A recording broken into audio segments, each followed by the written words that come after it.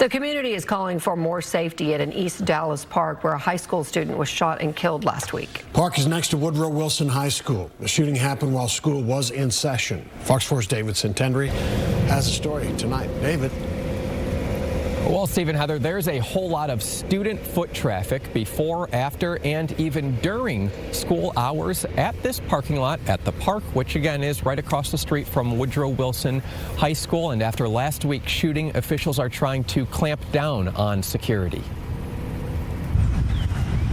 At Willis Winters Park in East Dallas, there's focus on the parking lot and what needs to change after a student at nearby Woodrow Wilson High School was shot and killed in the park's lot last week. There just isn't enough parking for the school. Dallas Park and Recreation Board Representative Rudy Karimi says during school hours, a majority of vehicles at the park belong to students. And if we had the lot closed, there would just be spillover into the neighborhood. Karimi says the city has an agreement with Dallas ISD to allow Woodrow Wilson students to use its parking. So with that comes extra responsibilities. And that's responsibilities, you believe, from Dallas ISD?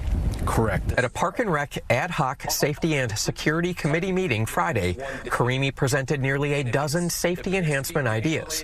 Those ideas will require assistance from city and school district officials. Can we get K-9 units in here daily or multiple times a week to just do what K-9 units do?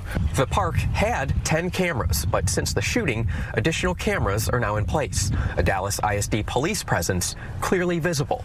So is a young man mourning where 18-year-old Warren Garcia Padilla was killed. A 16-year-old suspect is in custody. At least one other student was reportedly involved. At Friday's meeting, one Park and Rec board representative questions what could have prevented this. Or is there something specific to this that, like, were we to have been abiding by this comprehensive plan, or were we to potentially have been doing something differently, that somehow this could have been avoided? Karimi, while debating safety improvements, says there's also a deeper question.